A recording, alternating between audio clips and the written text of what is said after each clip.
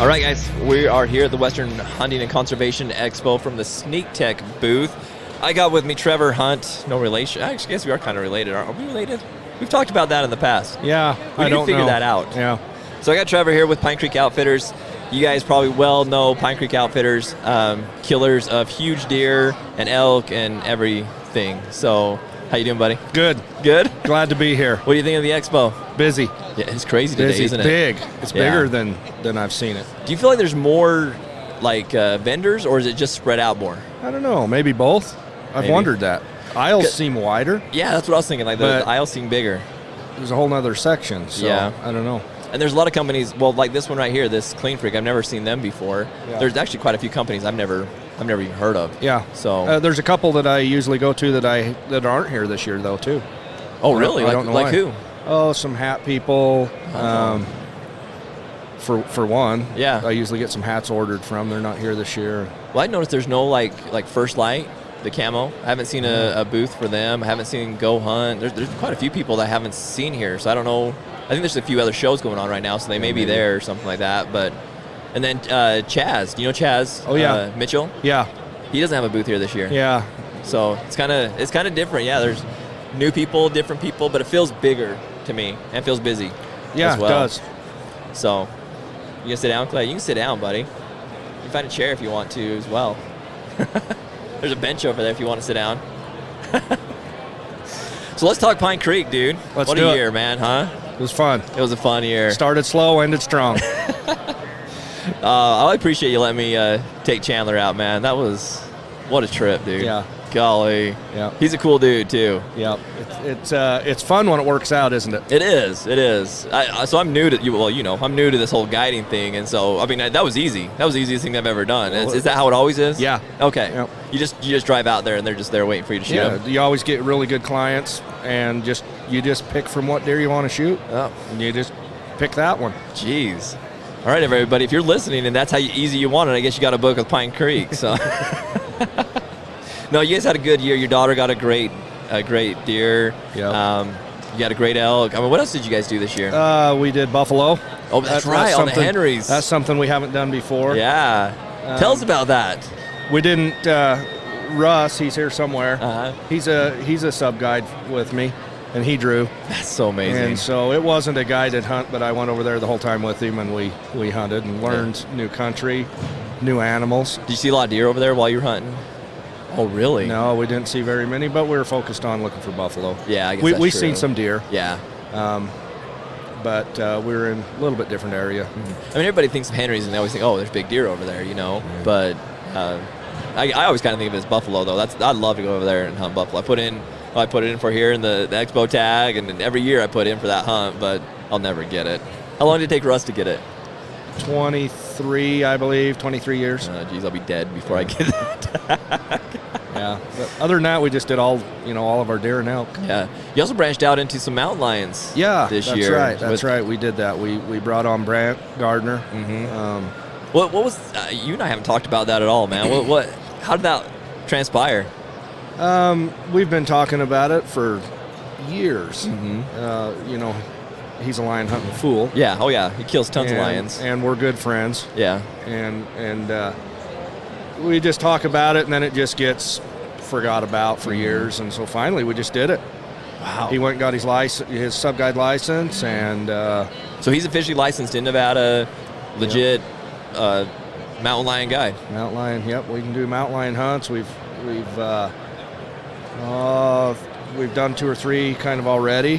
Clay, my son right there, he killed one in Utah. I asked him how much it weighed yesterday on the drive up. He didn't remember how much it weighed. Do you remember? I don't think we ever weighed it. Yeah. This is a pretty good sized cat, though. Yeah, it was pretty decent. You guys shot a pig out there, though. I mean, that big one. I don't know who it was that got that, but yeah, Brant and the boys got that over in Nevada. Man. And 2 of them that week. 2 really? big toms. Yeah. So something I've always wanted to do. I've always buy mountain lion tags for here in Utah and then Nevada, but I never go and do it. I need to. I haven't either. You've never killed a mountain lion? No.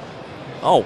No. That's pretty crazy when your boys killed one before you. That's the way it goes. That is how it goes for sure. Spend all my time with them killing deer and not mountain lions. And yeah. I just pay for it all. I need a dad like you. So do I. No, that's cool. I thought that was really interesting when I saw that you guys were out there with Brant and doing that with him, because that's fun. I think there's a lot of people that do want to kill a mountain lion. Yeah. You know, it's kind of on their bucket list, and just really haven't had an avenue to do it. So we'll see. I mean, I'm sure it'll start slow. Yeah. We're new into it, and there's a lot of houndsmen. But we'll just something to fill in with. You know, I'm too busy to do a lot of it. Yeah. But that's why Brant's there. Yeah. So well, you say you don't need to do it. You got him for it. Yeah. If you call me to talk mountain lions, and we'll talk, and more than likely I'll refer you to Brant. Mm-hmm. And what's the process for that? Like, as far as people have to go on, buy a tag for it, I'm sure, like I do, and then just contact you and get hooked up with Brant and get out there and do it. How long is the hunt? How long can they go out with him? Is it till they kill kind of a thing, or is it like a 5-day hunt? What does he commit to? We're doing like 5-day hunts with, of course, nothing's locked in. Right. If you want to keep going, then we'll keep going. Mm-hmm. If you're local and want to just come a day or two here and there, we'll do that. Oh, wow. It's just make it as easy as possible. That's very nice. That's very nice. Affordable? I won't ask you prices, but pretty affordable to go out there and do that? I think so. Nice. No, I think that's like I said, there's a lot of people that just want to go do it, haven't had an avenue to do it, and so I think you branching out to add that to your repertoire, I think is a great idea. So, especially if you got Brant doing it. Brant's such a stud. I know. I'd never tell him that to his face, because he'd just think his head would get too big. But Yeah. So what's on the schedule for this year, for 2023 for Pine Creek? More of the same. Yeah. Deer. A lot of deer. A lot of deer, I hope. You gonna get me hooked up? Well, if you'll commit. You just tell me when. I told you I can do at least one or two. So yeah. As long as I know when. Well, I've already got those lined up, so you better commit. Say Chandler's gonna be mad though if I commit to somebody else. Yeah, so. I know. Well, so far we've got landowner tags in Nevada that's booked, and then their guides draw opens on February 6th. That's a couple days. 2 days. So people that want to get into the guides draw Uh-huh. in Nevada can contact us, and we put them in using my PIN number basically. So they're locked in with Pine Creek Outfitters. They have to hunt with us if they draw.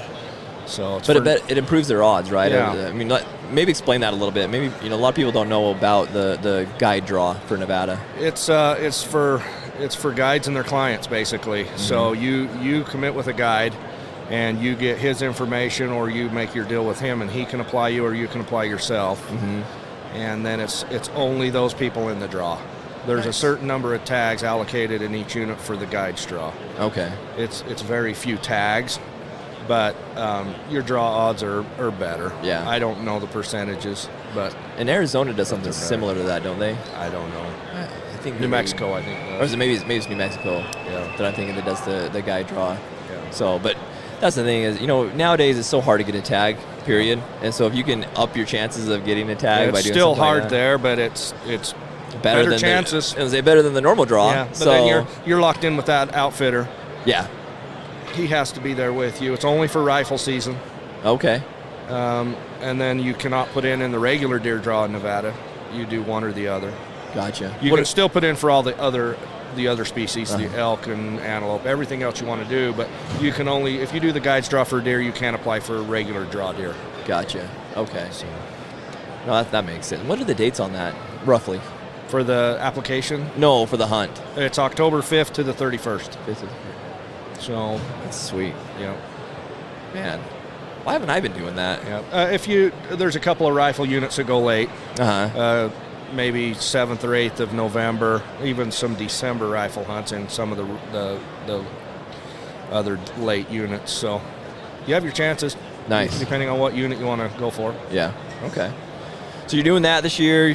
Any elk this year so hopefully. far? Have you got anything booked right now? No, we don't have any landowner tags booked. We'll just be draw only on the elk this year, it looks like. You need to grab Gary right here and say, hey, Gary, let's give me some of those tags. I know it.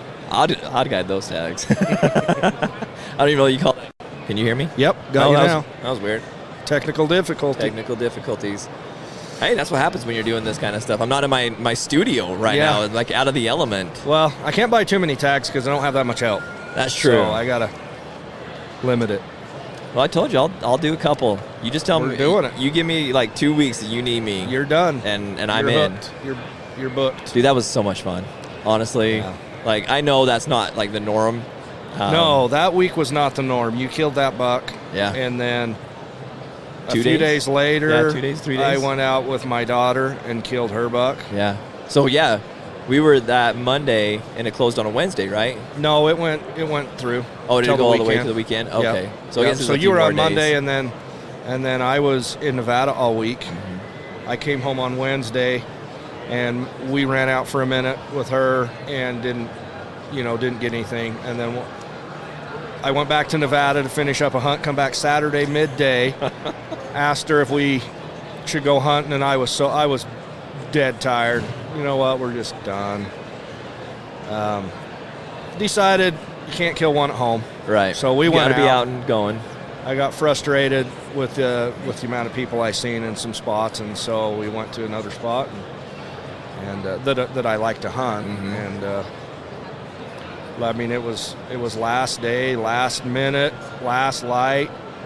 She made it happen. She made it happen. Such a took stud, us a dude. minute, but Oh. we made it happen. We had to work at it for a minute. So Did you get him aged? I was gonna ask you that I didn't. because he was old. Yeah, he was. I mean, he had a scar down his face. Yeah. And that's what he was known for, right? Was that they called him Scar because of that scar on his Scarface, face? Yeah. Man.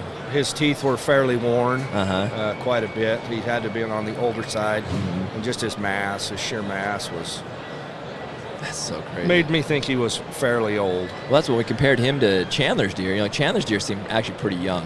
Yeah, I don't think well, he was didn't that have old. the mass of an old deer. Right. Yeah, especially come down to the bases. He really didn't have a lot of mass carrying right there. So, but man, yeah, your daughter's deer. What did it end up scoring? Do you remember? Yeah, 193 and change. Such a Not stud. bad for your first deer at Oh 12. my gosh. 12 years old. That's the thing. She's never going to top that. I know. Like on a general hunt. What a year, man. That's just. Yeah, that was very unique. I think the snow helped us a lot. You know, where it snowed that Sunday right in the middle of the hunt there, or start of the hunt there, and I think having that come in really pushed the deer out for us. And you know, I had one that I was chasing that I'd seen up there, but he wasn't anything like what we got for Chandler. Right. So I mean, he was probably a 190 class buck, but Chandler's going to have a hard time topping his buck yeah, anywhere he wants to hunt. you could pay a lot of money and not top that buck. That was good. That worked out good, but that is not how the general hunts go all the time. No.